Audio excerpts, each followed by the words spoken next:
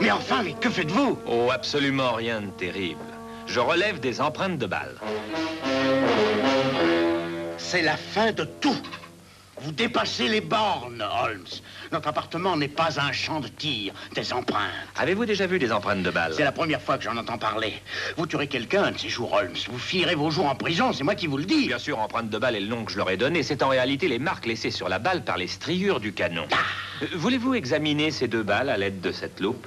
Vous observerez qu'elles portent des marques différentes parce qu'elles ont été tirées par des armes différentes. Ça ne m'intéresse pas du tout. Ce qui m'intéresse, c'est que la police va être ici dans une minute. Mais ça devrait vous intéresser, Watson. Ça vous intéresse-t-il de sauver des vies humaines? Mais évidemment. Eh bien, mon cher, cette petite expérience pourra peut-être sauver des vies un jour. Comment le fait de tirer des vous balles... allez comprendre. Mettez-vous à la place d'un homme accusé de meurtre. Ah, ça, je n'y tiens pas. L'accusation affirme que les balles ont été tirées par son revolver. Eh bien, c'est qu'elles l'ont été. L'homme est coupable, sans aucune discussion. Oui, mais si on peut prouver que c'était impossible par les empreintes, alors un innocent verra sa vie sauvée. Tout cela est merveilleux, Holmes. Mais cette maison n'est pas un endroit où mener ce genre d'expérience. Que diriez-vous si je faisais une opération chirurgicale dans la baignoire ou sur la table de la cuisine? Vous croyez que vous y arriveriez dans une baignoire? Oh, j'abandonne. Et maintenant, si vous n'avez pas besoin de cette fumée qui empeste pour d'autres expériences, je vais, avec votre permission, ouvrir la porte. Holmes, je l'avais dit. Je savais que ça tournerait mal. Vous avez tué un homme. Eh bien, si c'est vrai, il faudra que je fasse vérifier ces pistolets. Oh, c'est fantastique, on dirait qu'il respire encore. Sûrement pas grâce à vous. Aidez-moi à le porter avant que quelqu'un le voie. Oui. Vraiment tirer des coups de revolver, fabriquer du poison, effrayer les voisins, c'est plus qu'un homme peut en supporter, Holmes. Oui, un homme normal, en tout cas. Suis-je grièvement blessé, monsieur? Oh, je suis pauvre, jamais je ne pourrai payer les frais d'hôpital. Non, vous serez sur pied dans une minute. Vous vous êtes simplement évanoui. Évanoui, dites-vous? Alors vous n'avez pas entendu? Ah, j'étais là dehors sur le point de frapper à votre porte, quand soudain on m'a attaqué. Quelqu'un s'est mis brusquement à tirer sur moi. Les balles arrivaient de partout. J'ai essayé courageusement de les désarmer, mais ils étaient trop nombreux. 6 ou 7 au moins. Et tous tiraient sur moi. Je vais vous chercher un verre de cognac. Oh, merci. Vous devriez appeler la police. Ils vont encore essayer de me tuer. Et la prochaine fois, je suis sûr qu'ils ne me rateront pas. Non, vous n'avez rien à craindre. Ces balles venaient de mon revolver et étaient tirées dans la balle de coton là-bas. Vous voulez dire que c'est vous qui avez... Oui, je m'amusais à faire une petite expérience. Je tiens à m'excuser pour le choc que ça vous a donné. Alors, personne ne m'a attaqué? Personne, à ma connaissance, monsieur Wilson. Tenez, buvez ceci, monsieur. Ah, merci. Et vous venez de m'appeler monsieur Wilson. Comment saviez-vous que c'était mon nom? Et il est écrit sur votre col. Ah, c'est très habile d'avoir remarqué mon nom de cette façon-là. En fait, vous êtes exactement le cerveau qui doit m'aider à résoudre mon mystère. C'est-à-dire, si vous acceptez d'aider un pauvre homme. Ah oui, je vous dois au moins ça. Quel est ce mystère? Eh bien, peut-être en aurez-vous une idée plus claire si vous lisez ceci d'abord. Oui, dans la colonne des offres d'emploi. Lisez-le vous-même. Ah. À la Ligue des Cheveux Rouges, à la demande de feu Ezekiel Hopkins de Lebanon, Pennsylvanie, USA. Un nouveau poste est créé et réservé à un des membres de la Ligue. Pour un salaire hebdomadaire de 4 livres, il devra fournir un travail de pure forme. Tous les hommes à cheveux rouges, sains de corps et d'esprit, peuvent l'obtenir. Se présenter en personne mardi à 11h à Duncan Ross au bureau de la Ligue. Mais qu'est-ce que ça veut dire, la Ligue des Cheveux Rouges? C'est un nom sortant pour le moins de l'ordinaire. Ah, je peux vous assurer que quand j'ai réagi comme vous, quand j'ai lu ça, un poste créé, pourquoi, me suis-je dit? Je suis un revendeur d'objets d'occasion et j'ai pour habitude de faire payer à sa juste valeur ce que je revends. Aussi, ce qui m'a semblé bizarre, c'est qu'on pouvait se dire prêt à donner 4 livres par semaine pour rien. Oh, mais le jeune Spaulding, lui, était d'un avis différent. Qui est le jeune Spaulding? Oh, Vincent Spaulding, oui, c'est mon employé et le meilleur qu'on puisse trouver. Oui. Bon, j'aimerais que vous me racontiez toute votre histoire depuis le commencement. Depuis le commencement? Ah oui, bien sûr. Voilà, ça a commencé il y a 2 mois, le jour où ce journal a paru. Je me trouvais dans la boutique. Oui, je passe pratiquement toute ma vie dans ma boutique. Je suis veuf et je prends peu de distraction. Quand le jeune Spaulding est revenu de déjeuner. Monsieur Wilson, Je vous jure que c'est vrai. Comme je voudrais avoir les cheveux rouges comme vous. Vous pouvez le croire ou non, il y a un autre poste offert par la Ligue des cheveux rouges. La Ligue de quoi? Des cheveux rouges. Vous avez sûrement entendu parler d'elle. Oh, je sors pas aussi souvent que vous savez. Oh, mais je croyais que tout le monde en avait entendu parler. Et, en tout cas, les personnes ne pouvant avoir le poste. Un homme comme vous, si jamais vous l'obteniez, pourrait se faire un joli petit fromage, presque sans aucun effort. Vincent, je vous l'ai dit plusieurs fois, il y a une chose que la vie nous apprend. C'est que personne ne peut rien obtenir si ce n'est à la sueur de son front. La valeur reçoit son équivalent en valeur. Mais qu'est-ce que c'est que cette ligue? Jetez un coup d'œil vous-même dans le journal.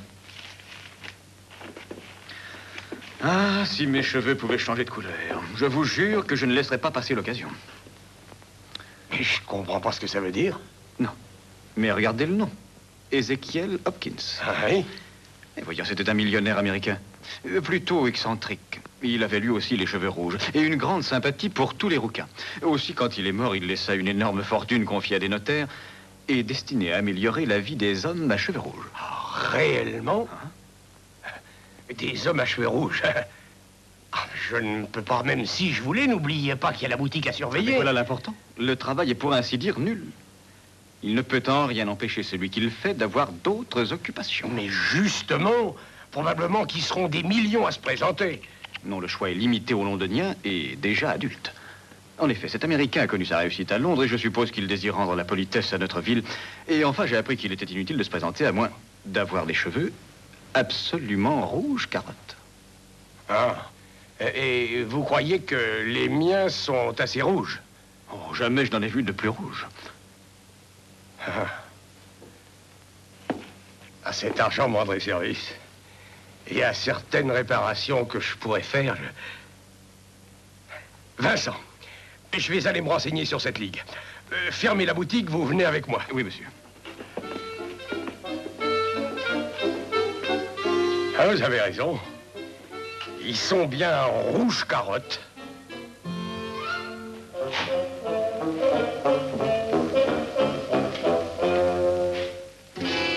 Laissez-moi m'occuper de tout.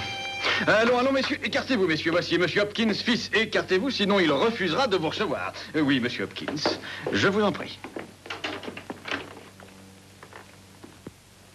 Merci encore d'être venu, monsieur Iverson.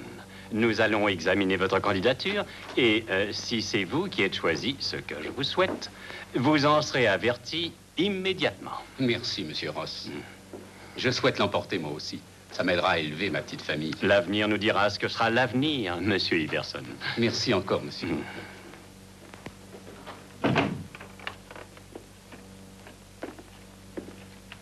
Êtes-vous le candidat suivant? Oui, voici monsieur Jérôme Wilson. Vos soucis sont terminés, il est prêt à accepter l'emploi. Veuillez vous asseoir, monsieur Wilson.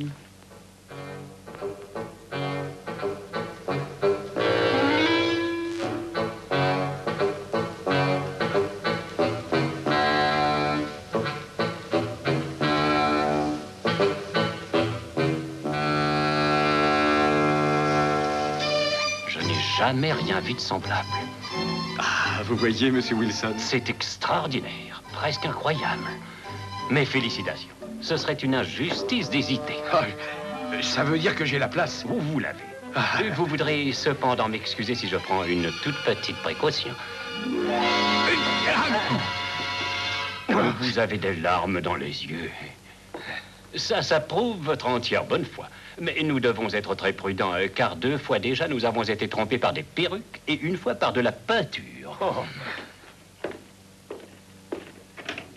Je suis désolé, la place est prise, messieurs. Mais merci quand même à tous d'être venus. Encore un qui s'est fait pistonner. Mon nom est Duncan Ross. Je suis un des notaires administrant la fortune laissée par votre noble bienfaiteur. Quand serez-vous prêt à assumer vos nouvelles fonctions? Oh, mais à vrai dire, quand vous le voudrez, bien que je doive signaler que j'ai une autre occupation qui me prend une partie de mon temps. Oh, à condition que vous soyez ici tous les jours de 10h à 2h, ça ne soulèvera aucune objection. Ce sera très facile, monsieur Wilson. Il y a peu de monde durant ces heures-là, et puis de toute façon, moi, je serai à la boutique. Oh, merci, Vincent. J'apprécie ce geste. Au fait, qu'est-ce que je devrais faire? Copier l'encyclopédie. Ah, L'encyclopédie britannique.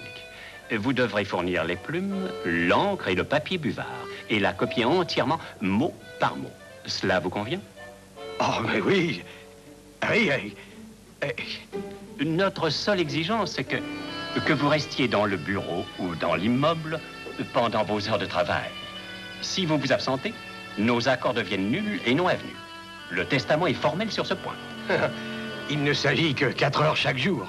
Ce sera pas long à passer. Aucune excuse ne sera acceptée, quelle qu'elle soit. Ni la maladie, ni les affaires. Ou vous restez ici, ou vous perdez votre place. Oh, j'ai bien compris. Alors, au revoir, monsieur Wilson. Et encore, laissez-moi vous féliciter. Oh, merci, monsieur. Merci beaucoup. L'encyclopédie britannique. Oh, vous ferez du beau travail, monsieur Wilson, j'en suis persuadé.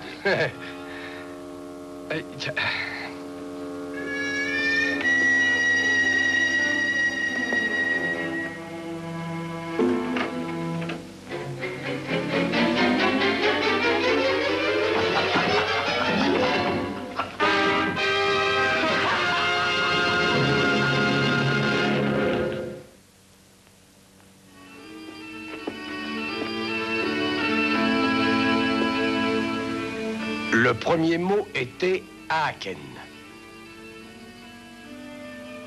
Au bout de 8 semaines, j'avais fini les A et commencé les B. Pour ce travail, M. Ross me remettait tous les samedis 4 souverains en or. Mais hier matin, en arrivant, je reçus un choc terrible. La Ligue des Cheveux Rouges est dissoute.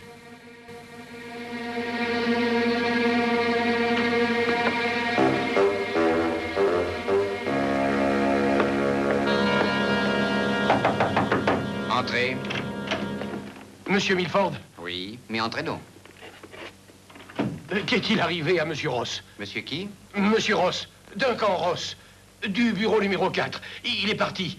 Que lui est-il arrivé? Attendez, je vais consulter mes fiches.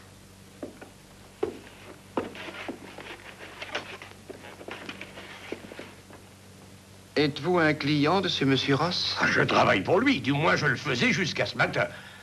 Que faisiez-vous? Je copiais l'encyclopédie. Vous copiez? L'encyclopédie britannique. Est-ce que ça n'aurait pas coûté moins cher d'acheter une autre encyclopédie au lieu de perdre tout ce temps à la recopier?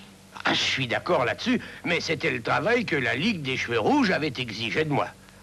Écoutez, mon ami, si c'est une plaisanterie, je n'en saisis pas l'humour. Si ça n'en est pas une, alors apprenez que le bureau numéro 4 avait été loué temporairement à William Morris, agent de change. Et je n'ai jamais entendu parler de ce Ross ni de la Ligue de Cheveux Rouges. Je suis certain qu'ils n'ont jamais existé. Je réussis à avoir l'adresse de William Morris. Mais quand je m'y rendis, je n'ai trouvé qu'une fabrique d'articles pour dames, dont je préfère ne pas parler. Et personne n'y connaissait William Morris ni Duncan Ross. Ma parole, vous deviez commencer à vous faire des cheveux blancs. Après ça, je ne savais plus quoi faire. Toute cette aventure était si embarrassante que j'hésitais, vous comprenez, à en parler à Spaulding. Et alors, tout naturellement, vous avez pensé à moi. Je l'ai déjà dit, monsieur, je ne suis pas très riche. Si je ne retrouve pas la Ligue ou n'apprends pas ce qui s'est passé, ça signifiera pour moi la perte de 4 livres par semaine. Ça signifiera la perte de rien du tout, monsieur Wilson. On ne peut pas perdre ce qu'on ne possède pas, et comme à mon avis, toute votre histoire n'est qu'un tissu de mensonges... Oh! Et même si elle est vraie, vous n'avez pas à vous plaindre. Cette expérience vous a rapporté 30 livres, je crois, sans parler des inestimables connaissances que vous ont donné chaque mot de la lettre A. Si j'étais à votre place, monsieur Wilson, je m'estimerais très satisfait et j'essaierais d'oublier toute cette affaire. Bonjour, monsieur. Eh ben, je ne m'attendais pas à ce genre de réception. Si vous découvrez un cadavre dans le courrier que vous recevez à votre boutique, cher monsieur, alors revenez me voir. En attendant, excusez-moi, j'ai une expérience importante à terminer. Je vais me renseigner pour savoir si tirer des coups de feu dans une maison est illégal. Et si ça l'est, comptez sur moi pour vous dénoncer, monsieur. Holmes, pourquoi diable vous êtes-vous conduit comme ça? Oui, oui, c'est vrai, mon attitude a été particulièrement incorrecte, Watson, mais absolument nécessaire, je vous l'assure. Pourquoi? Eh bien, si je lui avais dit que je me chargeais de l'affaire, il est probable qu'il l'aurait répété à ceux qui doivent l'ignorer. Alors pourquoi l'obliger à porter le fardeau d'un secret? Donc, ça veut dire que vous vous chargez de l'affaire. Je ne voudrais pas manquer de retrouver la Ligue des Cheveux Rouges pour tout le thé des Indes. Chine, de Chine, Holmes. Vous ne croyez pas que ce soit une farce montée aux dépens de M. Wilson? À 4 livres par semaine, je veux bien qu'on m'en monte de semblables tous les jours. Oui, c'est évidemment une somme. L'affaire, à mon avis, se résume à 2 pourquoi. Je crois connaître le premier pourquoi, mais le deuxième m'échappe. Quel pourquoi connaissez-vous et quel pourquoi ignorez-vous? Pourquoi la Ligue a été formée? C'est facile à comprendre, pour tenir Wilson éloigné de sa boutique quelques heures tous les jours. Mais pourquoi est le pourquoi que je veux découvrir? Mais pourquoi le pourquoi que vous voulez... Je saisis. Vous voulez dire qu'on voulait éloigner Wilson de sa boutique afin de lui voler quelque chose? Non, non, non, l'affaire est trop fouillée pour justifier un simple vol au magasin de Wilson. Non, la raison est plus forte que ça, plus forte que celle que l'un de nous pourrait imaginer. Oh, vous n'allez pas recommencer, Holmes. Non, mais je vais emporter ça avec nous. Nous? Oui, vous êtes mêlé à cette affaire, n'est-ce pas? Je suis un médecin, Holmes. Mais raison de plus, si jamais quelqu'un était blessé. Oh, quand je pense que la journée s'annonçait si bien, un de mes vieux amis vient d'arriver des Indes et nous devions déjeuner tous les deux. Et maintenant, nous voilà partis en chasse contre cette Ligue des Cheveux Rouges. Oui, quelle chance, hein?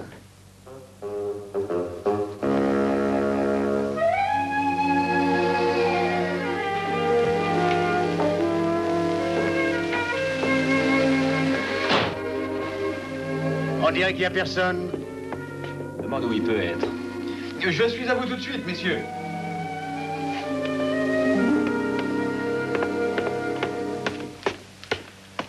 Que désirez-vous? Je m'excuse, j'étais occupé dans la cave. J'espère ne pas vous avoir fait trop attendre. Pas du tout. Mon ami voudrait acheter un souvenir pour sa nièce. Hein? Êtes-vous fixé sur quelque chose en particulier? Oui, bien, c'est-à-dire peut-être, enfin non, qu'est-ce que c'est? Ça? Oui. C'est un... Ah oui, oui, oui, oh, c'est du plus haut intérêt. C'est la partie avant de la structure d'un piège à pachyderme. Non, est-ce possible? Mon Dieu, vous voulez parler des pachydermes? C'est vraiment intéressant. J'ai toujours été passionné par les pièges à pachydermes. Ah oui, ah oui, les pachydermes, ça me rappelle ma jeunesse. Et nous étions tous là, alignés sur un rang à perte de vue, tandis qu'en face, les bataillons ennemis se préparaient à charger. Monsieur, veuillez m'excuser. Et nous étions là stoïques, 1 contre 121, des comptes établis après la bataille, naturellement. Oh, naturellement. Chargez, crièrent-ils du haut des collines, déferlèrent les hordes des païens, et à 121 contre 1. Et c'est ce jour-là que je suis devenu collectionneur. Et depuis, je le suis toujours resté. Vous comprenez ça, bien entendu? Bien entendu, mais c'est une réaction bien naturelle. Il est 1 heure. Il est 1 heure. Quoi? Oui, 1 heure. Nous avons rendez-vous avec le colonel. Voyons, rappelez-vous, celui qui a conduit la charge. Oh, c'est juste, oui, oui. J'espère que vous voudrez bien me le mettre de côté. Oh, les pièges à pachyderme sont très demandés actuellement, mais je ferai de mon mieux. Merci, c'est vraiment très aimable à vous. Au revoir, monsieur. Messieurs. Alors, qu'avez-vous Que découvert? les pantalons de Spaulding étaient très usés aux genoux. Qu'est-ce que ça veut dire? Peut-être bien des choses. Prêtez-moi votre canne 1 minute. Mais que faites-vous? Je vous l'expliquerai plus tard, mais sachez qu'un crime est en préparation. Et comme c'est aujourd'hui samedi, il sera difficile de l'empêcher. Quel genre de crime? Le cambriolage d'une banque. Quoi? Chut, chut. Rendez-vous ce soir à l'entrée de la Westminster County Bank à 10 heures juste. C'est la banque qui doit être... Chut, chut. À 10 heures juste, rappelez-vous. Entendu? Voici le coffre privé de la Westminster County Bank. Comme vous le voyez, ils sont inaccessibles.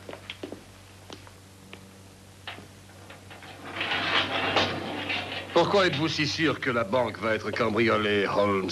Parce qu'un homme avait ses pantalons complètement usés aux genoux.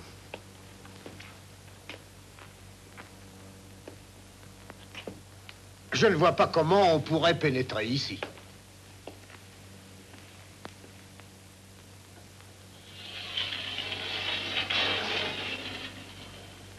Est-ce l'or? Oui.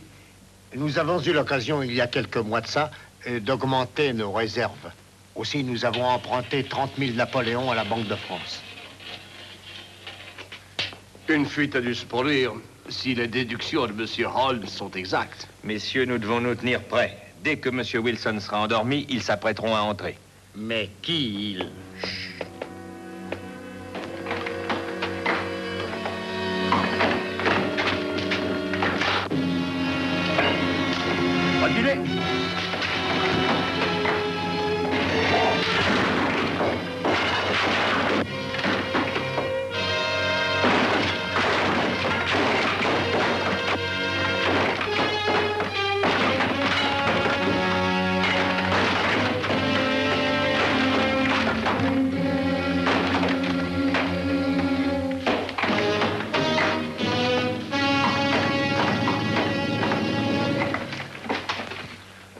J'espère que ça marchera. Allez, sautez! Arrêtez, Spaulding. C'est fini, Spaulding. Votre carrière de cambrioleur est terminée. Oui, c'est ce que je vois. J'espère que mon camarade, lui, a pu filer. 3 agents de police sont postés à l'autre extrémité.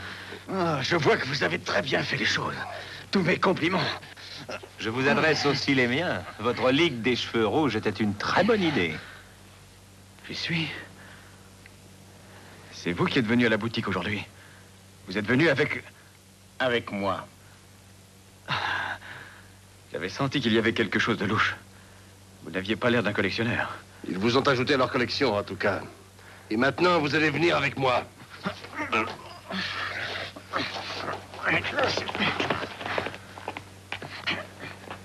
Je ne sais comment la banque pourra jamais vous remercier, monsieur Holmes. Je suis plus que largement récompensé, monsieur Petitpont, par le fait d'avoir connu une des plus grandes émotions de ma carrière.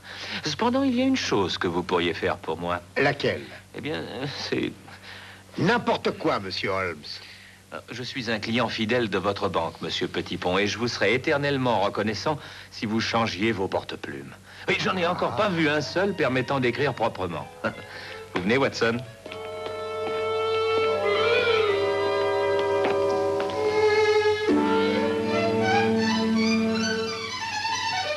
Ce que je ne comprendrai jamais, c'est comment vous avez pu découvrir que la banque serait cambriolée. Si vous vous rappelez bien, quand nous sommes allés à la boutique de Wilson, Spaulding était dans la cave. Je n'y ai pas prêté attention sur le moment. Mais ensuite, j'ai remarqué que ses pantalons étaient très usés aux genoux. Et comme s'il avait passé un certain temps agenouillé par terre à creuser un trou. Mais un trou menant où? Peut-être de la cave à la maison d'à côté. Au moment où cette pensée m'est venue, je vous ai poussé dehors. Et je vous ai bien surpris en frappant le sol avec votre canne. Ah, ça, vous pouvez le dire. Oh, attendez, je vais voir qui c'est.